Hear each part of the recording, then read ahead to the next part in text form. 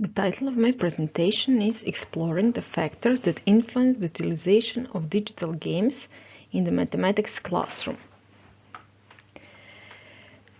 We are living in an endless debate about the needs of a new generation and the methods and instruments the school should provide in order to satisfy those needs. Every year, teachers must face new terms, ideas, and concepts that pop up as if they were the only definite solution to all the problems in education. But the education is not a problem to solve, and there is not a unique solution that will improve the teaching-learning process entirely. The key is to diversify, to try out the different solutions and to analyze the results. One method that can be easily used in the classroom is game-based learning. What is game-based learning? Game-based learning and gamification are not the same terms, although they have a game in common. Gamification is the use of game design elements in a non-game context, while game-based learning is approach to learning that uses the idea of playing game to reach specific learning objective. So, why using game-based learning in the classroom? Game-based learning has several features to entice and support students in productive struggle in mathematics, like problem-based approach to learning, learning by failing, provides informative feedback to learning, and students experience progressive growth. DGBL is short for Digital Game-Based Learning. What is a digital game? Digital games refer to digital environments that allow individuals to play games through interactions with electronic systems, known as platforms, so that the user interface allows visual and audio feedback. Digital game-based learning is a term which has been introduced by Mark Prensky in 2003 as any learning activity using digital games. Bune and Young noted there is little consensus in existing literature how to define DGBL from the view of mathematics education. After reviewing almost 300 studies on DGBL in mathematics education, Bune and Young observed that the term DGBL was defined in many different ways, such as computer simulation, game-making activity, or even gamification. This phenomenon has expanded the definition of DGBL as coined by Prensky. As a result, DGBLM, which stands for Digital Game-Based Learning Mathematics, is lacking a precise definition and a theoretical foundation. In other words, there is a deep gap on the foundations of research in DGBL and a lot of unexplored aspects for research to focus on.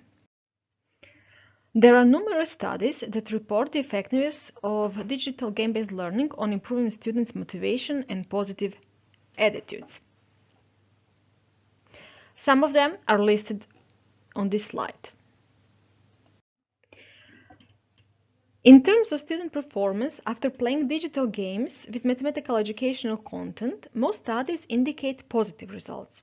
For instance, study by Kohlwolf, van den Heuvel, van Huysen and Keller investigated whether an online game called Hit the Target contributed to better performance among 6th grade students in solving covariant quantities, and they detected that students benefited from playing these games. However, there are many studies who did not note statistical significant differences between the groups who played games and those who did not play games.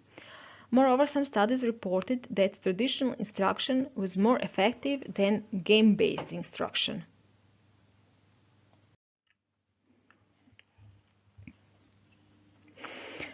Bue and Young concluded in their meta-review that some important things are missing from the existing studies in DGBL for mathematics education. Firstly, most of the reviewed studies predominantly used drill and practice games which is a kind of gamified version of traditional paper-based exercises where procedural skills are required. Such digital games, although having some main features of commercial games like goal rewards or embedded scaffolding, are limited to repeating simple calculations, either arithmetic or algebraic. These gamified exercises can improve student performance in paper and pencil exercises of the same kind, but is it the main point of DGBL to provide chocolate-covered broccoli in order for mathematics to be less repulsive? Secondly, it is reported that most of existing studies have been conducted with primary level students.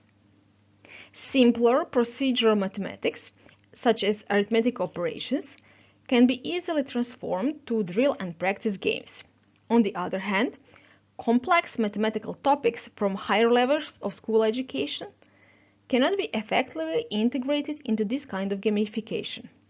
In simple words, how much gaming camouflage can cover the complex, abstract, elusive, advanced mathematics? This all shows the need for further research and development in digital game-based learning in mathematics approach. Most of the games used in reviewed DG-BLM studies were related to procedural knowledge. However, besides procedural knowledge, we need conceptual knowledge. And the need for the development of games and studies that support conceptual knowledge is apparent. Guided with aforementioned, we created GAMMA project. GAMMA stands for Game-Based Learning in Mathematics.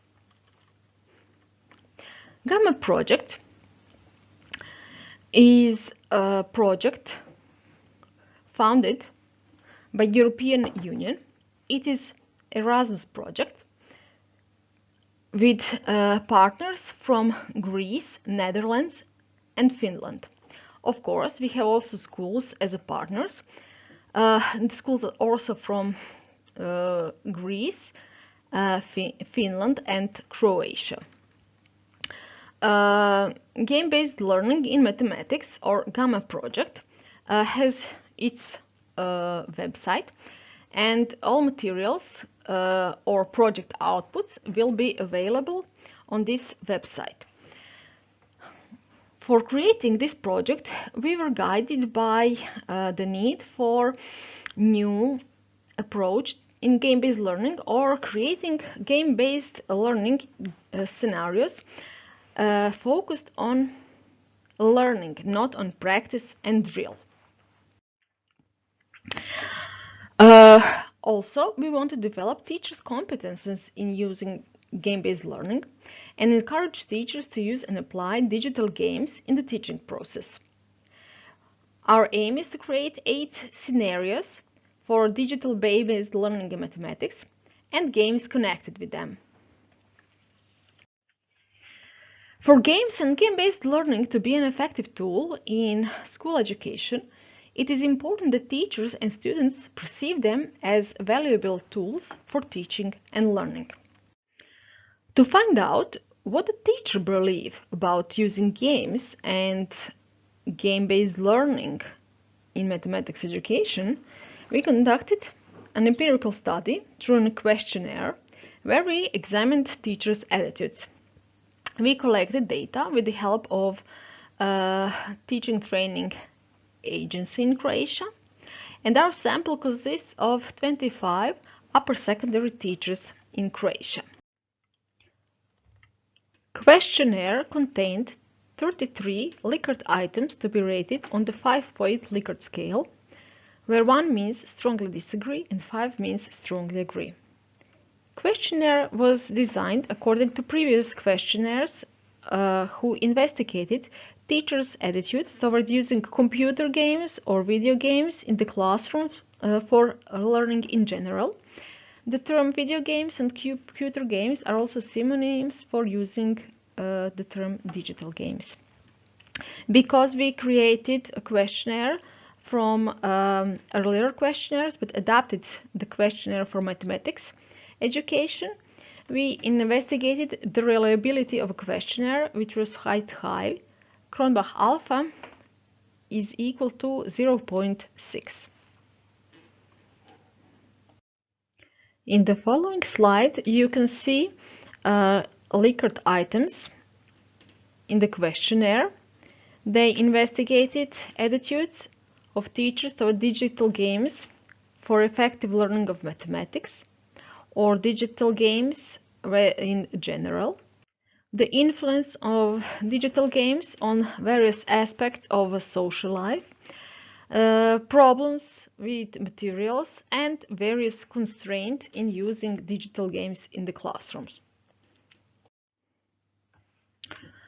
To reduce the number of items in the analysis, we conducted exploratory factor analysis using principal content analysis before processing the data. All items we examined, and this resulted in recoding items 15, 16, and 21 to 33 because they were negatively worded. Using Kaiser-Meyer, Olkin, and Bartlett's test, we determined the adequacy of the data or if exploratory factor analysis is convenient. We retained 5 factors whose characteristic roots or eigenvalues exceeded 1.2. The minimum is 1, but we wanted to retain factors slightly above minimum. Our factor analysis excluded 7 items, and the factors obtained by the analysis explain a total of 67 of the variance of the manifest variables. So we have 5 factors which enable us to analyze and interpret our results easier. All factor loadings are above 0.5.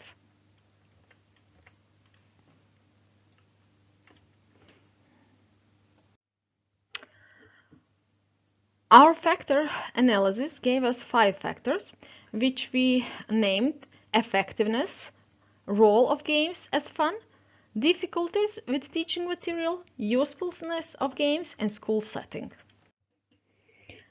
In the table on the left, we can see statistics after factor analysis of variables created from our factors. However, there is another table that is more interesting. This table differs game users and not game users, meaning teachers who use games in the classroom and those who do not use games in the classrooms. In bold are factors or variable created from recoded variables.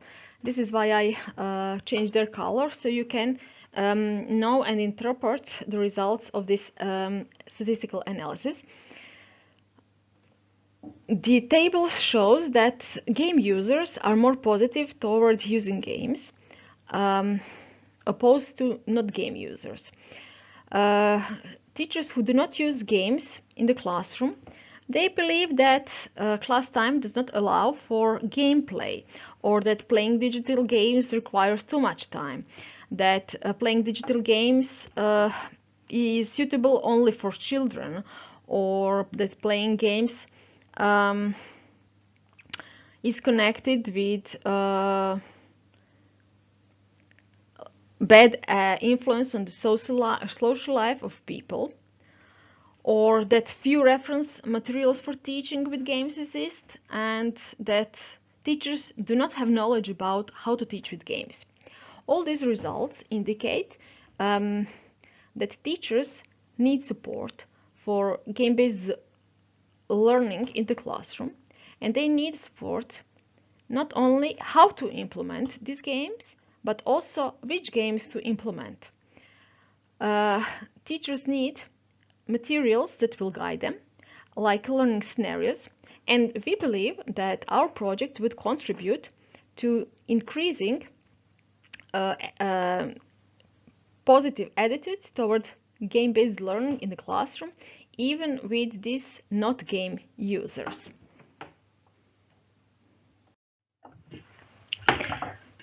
Thank you for your attention. Here are the references. Any questions?